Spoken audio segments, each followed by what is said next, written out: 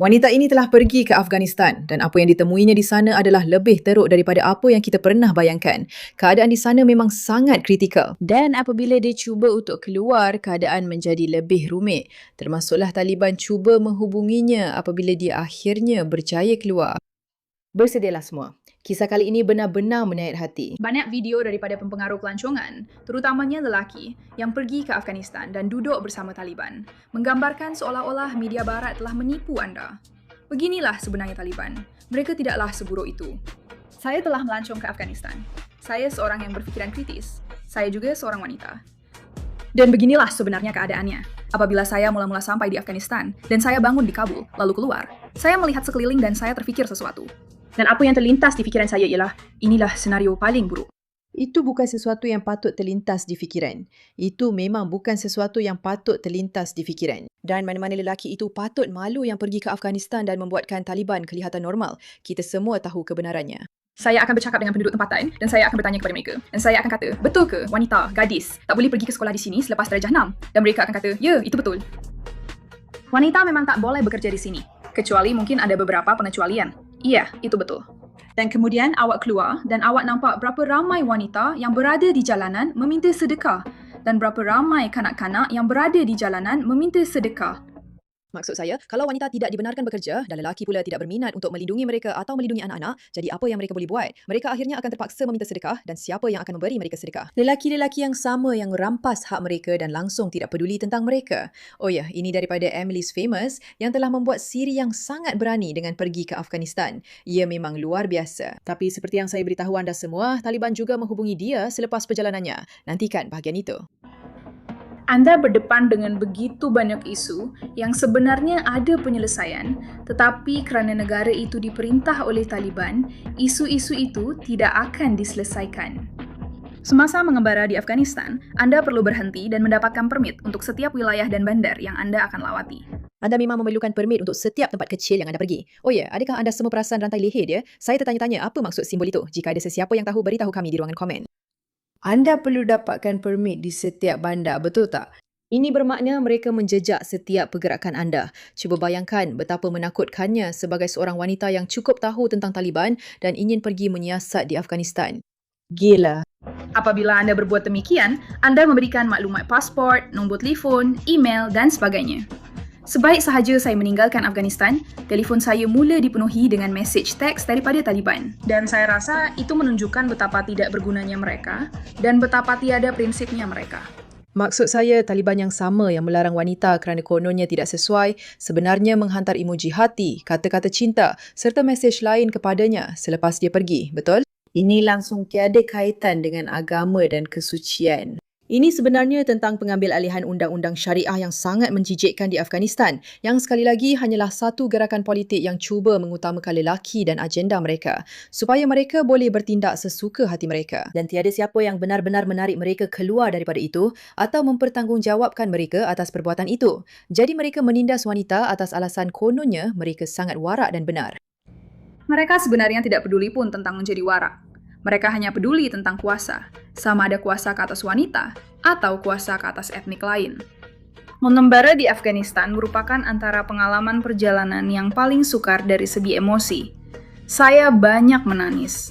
Saya sangat bersyukur kerana saya mempunyai pemahaman yang baik tentang Islam, kerana jika saya pergi ke Afghanistan tanpa memahami apa sebenarnya maksud menjadi seorang Muslim, saya mungkin akan menjadi sangat Islamofobik. Taliban sedang berusaha secara aktif untuk menyingkirkan wanita daripada kehidupan bermasyarakat yang normal. Sebagai peringatan, saya langsung tidak tahu siapa pempengaruh ini dan saya tidak tahu kenapa dia bercakap secara positif tentang Islam kepada saya. Sebaik sahaja anda melihat siapa Taliban itu dan anda faham bahawa itulah ideal bagi gerakan ini. Saya tak tahu macam mana anda boleh tidak menjadi apa yang dipanggil sebagai fobia. Yang anda sendiri tahu, saya rasa hanyalah alasan palsu semata-mata.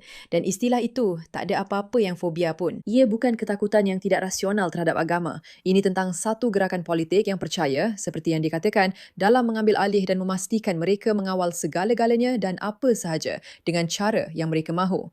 Tapi itu cuma perkara sampingan. Jadi dia agak kurang bijak tapi dia tetap berani kerana dia pergi. Dan sekurang-kurangnya dia bercakap tentang apa yang sebenarnya sedang berlaku. Dan begitu juga wanita-wanita di jalanan akan bercakap dengan saya dengan suara yang sangat perlahan. Apabila saya masuk rumah-rumah dan bercakap dengan wanita-wanita, mereka akan memberitahu saya tentang seorang wanita ini. Contohnya, dia sedang mengambil ijazah kedua. Dia seorang akuntan yang sangat hebat. Kemudian pengambil alihan Taliban berlaku, dan dia tidak boleh pergi ke sekolah lagi. Dia juga tidak boleh bekerja lagi. Dia hanya duduk di rumah dan tiada kehidupan sendiri. Apa? Semua lelaki yang pergi ke Afghanistan dan buat kandungan seakan-akan propaganda seperti media barat hanya penipu, mereka semua menipu, pergi mampuslah. Talib yang bercakap dengan Lohad Bay Area itu bukanlah seorang talib. Dia adalah orang diaspora yang nampak peluang perniagaan apabila Taliban tumbang. Dan sekarang dia jadi kaya. Taliban biasa, pura-pura sahaja. Bila dia ada peluang untuk pergi bila-bila masa, pergi mampuslah.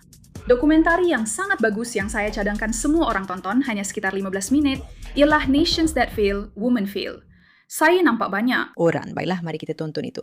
Video seterusnya kita akan tonton itu. Sebenarnya dia buat lebih lagi dalam video ini, mari kita lihat. Dan dia memang betul. Lelaki-lelaki yang berpura-pura itu memang sangat menjijikkan dan memualkan. Wanita-wanita ini telah melalui kehidupan di Afghanistan yang saya tak nak kata ia benar-benar moden, tapi kemudian berlaku pengambil alihan Taliban yang kedua atau mungkin yang ketiga, saya pun tak pasti pada ketika ini, dan segala-galanya dirampas daripada mereka dalam sekelip mata. Dan jika itu masih belum jelas kepada anda bahawa itulah yang menanti orang ramai, jika undang-undang syariah benar-benar mengambil alih, anda memang perlu sedar tentang perkara ini. Atau yang lebih penting sis, anda perlu sedar tentang perkara ini. Saya rasa salah satu perkara terbesar ialah mengetahui bahawa kerajaan benar-benar membenarkan perkara ini berlaku. Dan mereka lebih rela melihat kemiskinan dan kesengsaraan seperti ini daripada mempunyai wanita yang berpendidikan. Ya. Iya, dan setiap tahun nampaknya pendapat-pendapat itu semakin kukuh, betul?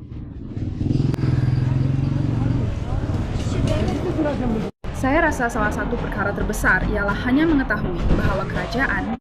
Maksud saya, awak tengok bandar ini dan ia menjijikkan. Seperti ini? Ia menjijikkan dan nampak menyedihkan serta kelihatan teruk. Saya ada seorang kawan rapat dari Afghanistan yang baru-baru ini pulang melawat. Saya tanya bagaimana keadaannya dan dia kata bandar itu sedang menangis. Anda boleh nampak ia sedih. Saya rasa adegan ini menggambarkan dengan sempurna maksudnya dan saya tak akan menipu. Saya setuju dengan dia. Apa ni? Apa? Benar-benar pengalaman yang mengerikan untuk dilalui dan untuk melihat apa yang sebenarnya sedang berlaku. Oh ya, bila mereka cuba meninggalkan Afghanistan, lihat apa yang berlaku. Masuk ke Uzbekistan tanpa visa. Dan itu bermakna hari ini, ketika kita meninggalkan Afghanistan, saya tidak akan menghadapi sebarang masalah. Orang Amerika bagaimanapun tidak tahu cara memohon visa. Dan Emily di sini tidak dapat melengkapkan borang. Jadi sekarang kami cuba masuk secara haram.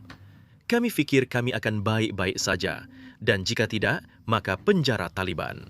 Atau penjara Uzbek. Jadi anda perlukan visa untuk keluar dari Afghanistan. Seolah-olah kita belum cukup tahu betapa bermasalahnya tempat ini. Tetapi mereka tidak akan benarkan anda keluar, melainkan anda ada kelulusan dan permit untuk keluar. Kawan-kawan, undang-undang syariah. Undang-undang syariah. Gila. Uzbek, saya rasa penjara Uzbek lebih baik. Saya akan makan plov di atas lantai konkrit. Plov penjara. Penjara, na'udzubillah. Sesiapa pun tengok kamera saya di sempadan. Baiklah, operasi imigresen haram bermula. Kami ada taksi. Kami sejam 40 minit dari sempadan. Kami akan melalui bahagian Afghanistan yang sepatutnya tiada masalah. Mereka lebih risau kalau kami tak bawa terlalu banyak dolar. Dan kemudian kami akan jumpa kawan-kawan Uzbek baru kami. Dan mungkin masuk ke dalam pusat tahanan mereka. Tak sabar rasanya. Filem kemuncak. Maksud saya, sekali lagi, mereka nampak tersenyum tapi sejujurnya awak memang tak nak ditangkap oleh Taliban. Di kejauhan sana, kita sekarang boleh nampak Uzbekistan. Dan hanya dengan melihat pangsapuri bertingkat tinggi di kejauhan, terasa agak surreal selepas 3 minggu lepas di tempat yang, bukan gaya pangsapuri bertingkat tinggi. Tanah yang dijanjikan tak jauh lagi. Tapi rugilah kalau tak ada visa. Salah seorang lelaki Taliban yang kami baru jumpa tadi, tanya sama ada kami bercakap bahasa Inggeris di England. Jadi, itu baguslah. Ini berjalan dengan baik. Betul tu. Ya. Ya, saya rasa kalau kita cakap bahasa Inggeris dengan kuat, mungkin sesuatu akan berlaku. Inilah suara percakapan biasa saya. Ya, ini adalah Suara biasa saya bercakap. suara. Mereka tanya awak, berapa banyak dolar yang awak ada? 300, 400, 300, 300.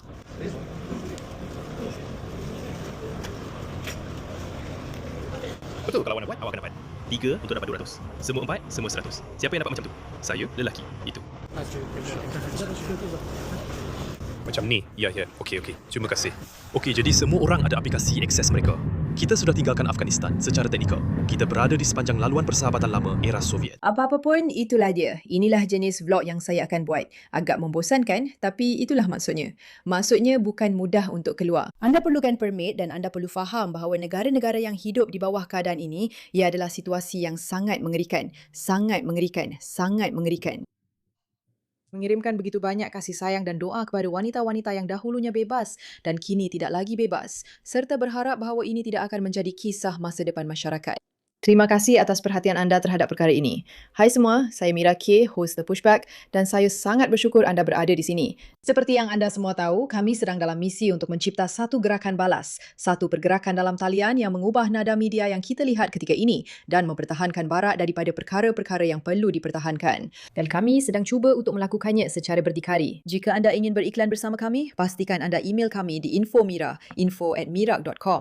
Tetapi yang lebih penting, kami akan membuat satu pengumuman yang sangat menarik tidak lama lagi. Ramai antara anda telah bertanya bagaimana anda boleh lebih terlibat dalam The Pushback dan kami sedang usahakan sesuatu yang hebat. Jadi, nantikan pengumuman itu. Pastikan anda tekan butang langgan, tekan butang suka pada video ini, komen, berinteraksi dan lihat cara-cara untuk menyokong kami. Dan sudah tentu, teruskan menonton kerana apa yang kami lakukan di sini adalah satu revolusi dan kami sangat-sangat bersyukur anda semua menjadi sebahagian daripadanya.